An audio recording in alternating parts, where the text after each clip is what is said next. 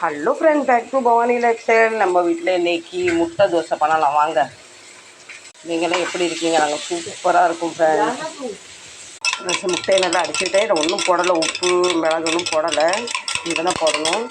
ஒரே ஒரு கரண்டி மாவு போதும், ஏன்னா முட்டை ஊற்ற பார்த்திங்கன்னா தோசை பெருசாகிடும்.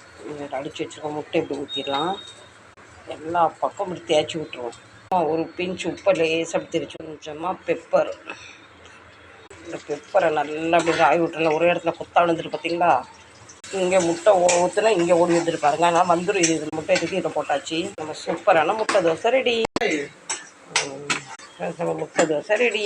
ஒரு சாதா தோசை ஃப்ரெண்ட்ஸ். வாங்க இப்போ கொஞ்சம் கார சட்னி அரைச்சிடும் ஃப்ரெண்ட்ஸ். நம்ம கார சட்னி ரெடி ஃப்ரெண்ட்ஸ். நம்ம சப்பாத்தி ரெடி ஆகிட்டு வாங்க. கொஞ்சம் கீயை போடலாம். வாங்க வாங்கன்னு சொல்கிறேன், நீங்களும் வர மாட்டேங்கிறீங்க ஃப்ரெண்ட்ஸ். இன்றைக்கி நம்ம வீட்டில் வெள்ளை பட்டாணி சுண்டல் தான் குறையா பண்ணணும், அதனால் ஒரே பாத்திரத்தை வச்சுட்டேன் ஃப்ரெண்ட்ஸ். வாங்க இப்போ டீ குடிக்கலாம். இது